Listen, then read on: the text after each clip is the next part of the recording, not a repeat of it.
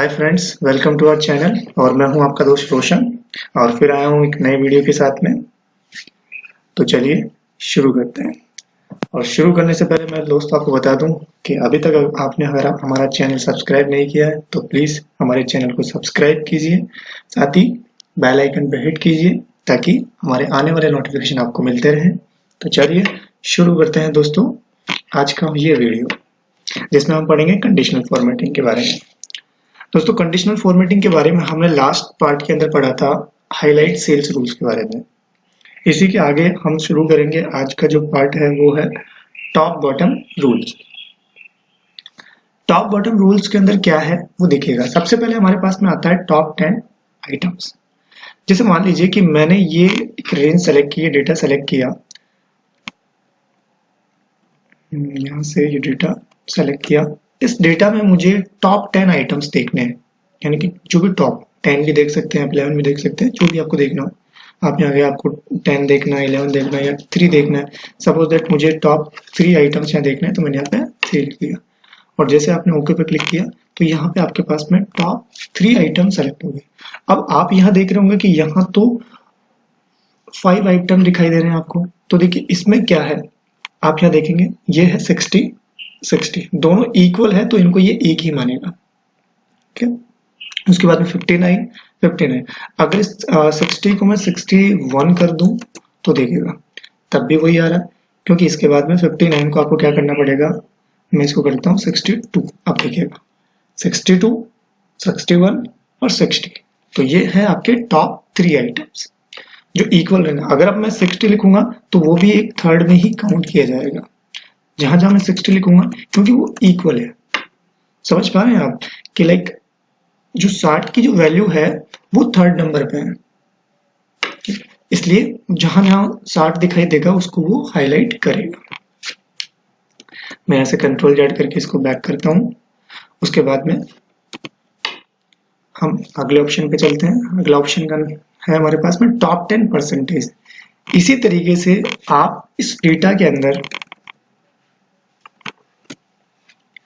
Top 10% के अंदर data को हाईलाइट करना चाह रहे हैं कि इस पूरे डेटा के अंदर अगर मैं टॉप 10% निकालूं, 10% निकालूं इसका पूरा टॉप, ठीक है, तो किन ने कवर, कौन कौन सी वैल्यूज ने कवर कर रखा है उनको हाईलाइट करें। ठीक, तो मैंने यहाँ पे जैसे ही क्लिक किया तो यहाँ पे टॉप 10 जो परसेंटेज जो एरिया कवर कर रखा है वो इन वैल्यूज ने कर रखा है। जैसे 57, ये इट मीन्स जो वैल्यू आपकी ज्यादा रहेगी, ठीक है, वही उसी का परसेंटेज ज्यादा रहेगा। नॉर्मल सी बात है। ठीक है, चलिए इसमें करते हैं। अगला ऑप्शन हमारे पास में आता है बॉटम 10 आइटम्स। जैसे आपने टॉप 10 आइटम्स देखे, उसी तरीके से आपको बॉटम से अगर 10 आइटम देखने हैं, 10, 12, 3 वगैरह जो भी आपको देखना है वो आप देख सकते हैं। यहाँ से जो नंबर आप टाइप करेंगे उतने ही आइटम। मेरे को देखना है बॉटम से 1, तो वही सेम 10, 10, 10, 10, 10। तो 10 आपका क्या है, बॉटम की वैल्यू है, बॉटम आइटम है, तो यहाँ पे 10 हाईलाइट हो गया। अगर मैं यहाँ पे 9 लिख देता हूँ तो सभी 10 हट जाएंगे, तो अब 9 आपकी क्या होगी, बॉटम वैल्यू होगी।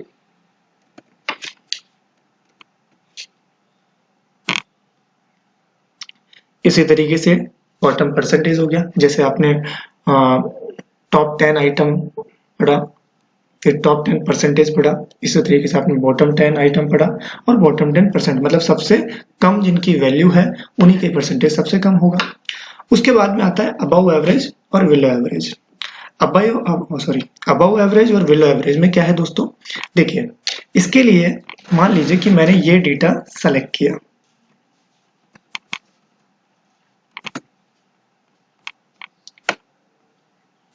ये जो डेटा है ये मेरे जो सेल्समैन है उन्होंने कितना कितना यूनिट बेचा उसका पूरा डेटा है। कि जैसे राम ने 180 यूनिट्स सेल की, उसके बाद में श्याम ने 197 यूनिट सेल की, ईशान ने 294 यूनिट सेल की। तो इसी तरीके से सभी लोगों ने कुछ ना कुछ यूनिट सेल किया और कितना कितना है। अब मेरी जो कंपनी है वो चाहती है कि किन लोगों को, भाई हम क्या करना चाह रहे हैं कि हम कुछ लोगों को हटाना चाह रहे हैं कि जिनका परफॉर्मेंस ठीक नहीं है उनको हम हटाना चाह रहे हैं, और या यूँ कह सकता हूँ कि मैं कि जो लोग अच्छा परफॉर्म कर रहे हैं, जो जिनकी परफॉर्मेंस अच्छी है, उनको हम प्रमोशन देंगे, उनको हम प्रमोशन देंगे। लेकिन प्रमोशन किस बिहाफ पे दें? तो जिनकी एवरेज सेल अच्छी है, ठीक है, उसके बिहाफ पे हम उनको प्रमोशन देंगे।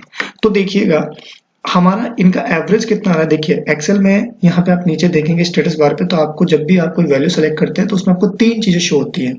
यहाँ पे देखो मेरा कर्सर जहाँ जा रहा है, यहाँ पे एवरेज, काउंट और सम, ये 3 चीजें आपको दिखाता है कि काउंट में मतलब ये टोटल जो वैल्यू है वो कितनी है, 27 वैल्यू है, इनका टोटल कितना आ रहा है, और एवरेज मतलब अगर इक्वल इनको बांटा जाए तो कितना आ रहा है, तो 237, मतलब ऑन एन एवरेज अगर मैं बात करूं तो एक बंदा 237 यूनिट सेल करता है, या 237 नहीं, मैं इसको पूरा 38 ही मान लेता हूँ, 238 यूनिट सेल करता है।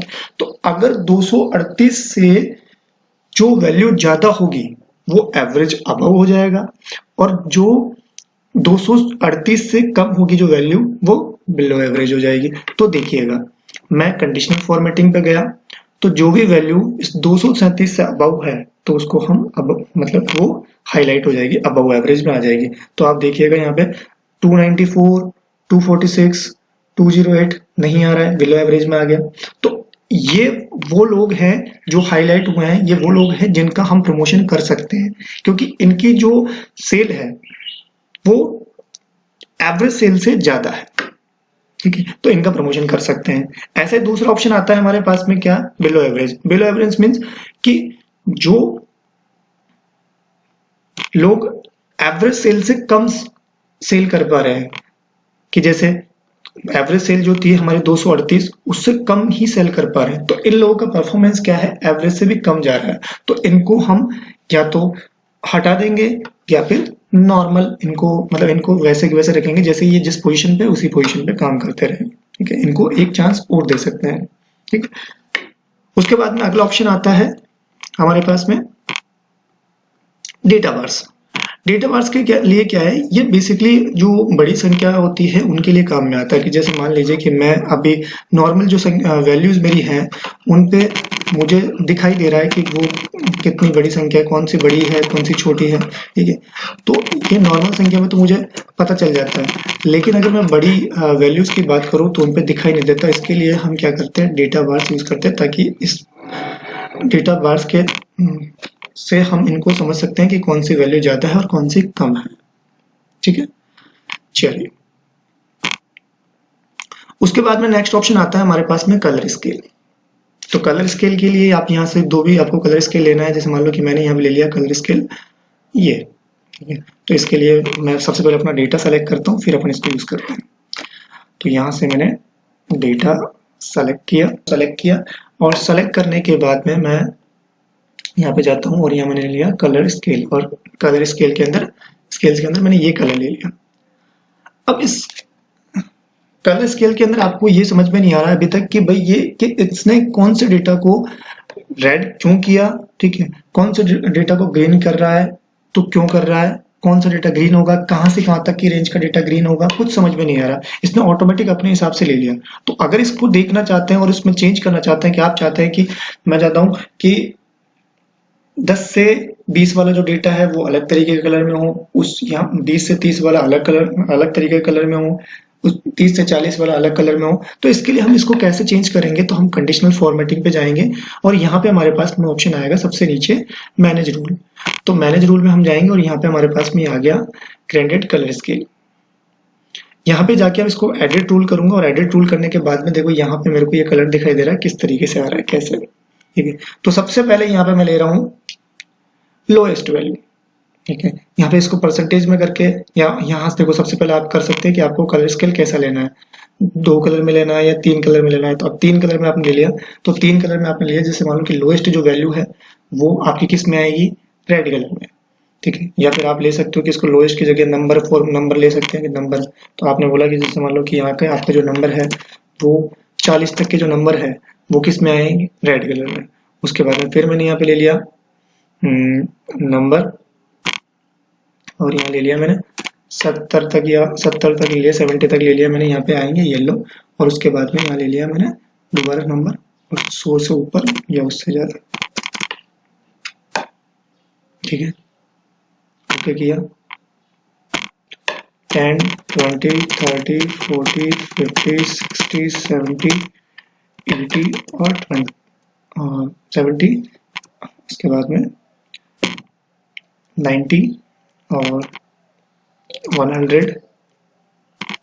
तो देखिए यहाँ पे पहले आपका जो 40 नंबर तक है वो पूरा रेड चल रहा है, उसके बाद में वो येलो में कन्वर्ट हो रहा है धीरे धीरे, 70 तक पहुंचा। 70 के बाद में फिर 70 से अबव का जो नंबर होगा वो किस में जा रहा है, ग्रीन में जा रहा है। तो इस तरीके से ये आपका कलर स्केल बन गया कि आपका वैल्यू किस तरीके से बढ़ रहा है, वैसे वैसे आपका कलर भी उसमें चेंज होता जा रहा है। ठीक है, चलो उसके बाद में अगर आप चाह रहे हैं कि ये जो कंडीशनल फॉर्मेटिंग है मुझे इस एरिया से हटानी है, रिमूव करनी है, तो इसके लिए आप क्या करेंगे, दोबारा से अपने डेटा को सेलेक्ट करेंगे। सेलेक्ट करने के बाद में कंडीशनल फॉर्मेटिंग पे जाएंगे और यहाँ पे आता है क्लियर रूल। क्लियर रूल के अंदर आ रहा है यहाँ पे clear rule from selected cells, मतलब जो आपने सेल सेलेक्ट किया वहीं से आपको रिमूव करना है, या फिर clear rule from entire seat. Entire seat means मतलब पूरी की पूरी सीट में, अगर इस सीट में कहीं पे भी एक कोने में भी अगर एक सेल में भी अगर ये फंक्शन लगा हुआ है, कंडीशनल फॉर्मेटिंग लगी हुई है सॉरी, तो उसको ये क्या कर देगा, क्लियर कर देगा। तो मैंने यहाँ पे कर दिया इससे clear rule from entire seat, तो यहाँ से पूरा का पूरी जगह से ये कंडीशनल फॉर्मेटिंग आपकी खत्म हो चुकी है, आप यहाँ पे भी देख सकते हैं। उसके बाद में नेक्स्ट ऑप्शन आता है हमारे पास में आइकन सेट। जैसे अभी हमने कलर सेल पढ़ा उसी तरीके से हमारे पास में आइकन सेट है। यहाँ से मैंने जैसे मान लीजिए कि ये 3 आइकन ले लिए कोई से भी, ये सेम वही चीज यहाँ पे भी आती है कि ये जो आइकन है वो किस तरीके से यहाँ पे अप्लाई किया हुआ है कि कौन सी वैल्यू पे कौन सा आइकन लगेगा, कहाँ से कहाँ तक की वैल्यू पे कैसा आइकन लगेगा, रेड लगेगा, ग्रीन लगेगा, येलो लगेगा, कुछ हमारे को आइडिया नहीं है, या फिर आप अपने अकॉर्डिंग उसको चेंज करना चाह रहे हैं। तो हम कहाँ जाएंगे, दोबारा से वही कंडीशनल फॉर्मेटिंग पे। कंडीशनल फॉर्मेटिंग के बाद में आपको मिलेगा मैनेज रूल, और मैनेज रूल के अंदर आपको मिलेगा क्या, अपना जो सेट आइकन वाला ऑप्शन है वहां पे जाएंगे और यहाँ पे आप बोलेंगे, आपको मिलेगा एडिट रूल। एडिट रूल में जाएंगे और यहाँ पे आपके पास में ऑप्शन आता है। इस ऑप्शन के अंदर सबसे पहले तो देखिए यहाँ पे अगर आप परसेंटेज में ले रहे हैं, अपने परसेंटेज में लेना चाह रहे हैं या फिर नंबर में लेना चाह रहे हैं, ठीक है, तो परसेंटेज में की जगह आप नंबर में लेंगे तो आपको अच्छी तरीके से समझ में आएगा। तो मैंने यहाँ पे नंबर ले लिया ताकि नंबर के हिसाब से सीख चले। उसके बाद में सबसे पहला ऑप्शन आ रहा है व्हेन वैल्यू क्या हो, ग्रेटर देन। तो ग्रेटर देन किस, सॉरी लेस देन किससे हो, मैंने यहाँ पे डाल दिया नंबर 33 कि जब आपकी वैल्यू होगी वो 33 से लेस देन, मतलब जैसे यहाँ वैल्यू डालोगे तो उससे लेस देन ही आ जाएगा यहाँ पे। उसके बाद में आ रहा है लेस देन में क्या होगा, 33 से कम की जो भी वैल्यू होगी उसमें आपका कौन सा साइन लगेगा, रेड वाला। उसके बाद में 33 या 33 से ज्यादा, लेकिन ज्यादा कहां तक, लेस देन मैंने बोल दिया 60, तो मतलब 59 तक हो गया आपका, सॉरी इसको दोबारा चलते हैं एडिट पे। मतलब यहाँ पे क्या हो जाएगा, लेस देन 60 मीन्स 55 तक। तो 33 से लेके और 59 तक जो आपका साइन आएगा वो कौन सा आएगा वैल्यूज पे, येलो कलर का। और उसके बाद में आ रहा है 60 equal to 60 and greater than और इज इक्वल टू 60। तो इस पे मतलब 60 या 60 से ज्यादा वाली वैल्यू पे कौन सा साइन आएगा, ग्रीन साइन आएगा, ठीक है। अगर यहाँ पे आप परसेंटेज का साइन ले चलते हैं या फिर यह टाइप परसेंटेज लेते हैं तो वो परसेंट को लेता है कि इतने से इतना परसेंट वाले जो एरिया है वो किस में आना चाहिए, वो ग्रीन में आना चाहिए, फिर येलो में आना चाहिए, रेड में आना चाहिए। तो वो उसमें थोड़ा सा कंफ्यूजन क्रिएट हो जाता है, तो इसलिए मैंने एग्जैक्ट नंबर ले लिया ताकि उस नंबर से ज्यादा की कोई वैल्यू, जैसे अगर 33 अगर 34 पे चला गया तो वो येलो हो जाएगा, अगर वो 59 से अगर 60 पे पहुंच गया तो वो ग्रीन हो जाएगा। तो आपको एग्जैक्ट फिगर में पता चल जाएगा। तो यहाँ मैंने क्लिक किया ओके, और यहाँ फिर ओके किया, और अब आप देख सकते हैं मैंने सबसे यहाँ पे लिखा, सबसे पहले लिखा 10, तो 10 में क्या होगा, रेड। उसके बाद में 30 लिखा, 30 में भी रेड। उसके बाद में 33 लिखता हूँ तो 33 के अंदर क्या हो जाएगा, येलो, बिकॉज हमने वहां पे रूल दिया था क्या, ग्रेटर देन 33। अगर मैं 32 लिखता हूं तो रेड आएगा, क्योंकि ग्रेटर देन 33 से मतलब 32 लास्ट है। जैसे 33 हो गया तो इक्वल टू, और फिर 59 लिखूंगा तो 59 के अंदर क्या हो जाएगा, आपका वही येलो आएगा। अगर मैं 60 लिखता हूं तो 60 और 60 से अबव वाली वैल्यू में क्या हो जाएगा, ग्रीन हो जाएगा। तो आई होप दोस्तों आपको ये वीडियो समझ में आया होगा। कंडीशनल फॉर्मेटिंग का एक पार्ट अभी और बाकी है जिसको हम नेक्स्ट पार्ट में कंप्लीट करेंगे। तब तक के लिए मैं आपसे विदा चाहूंगा।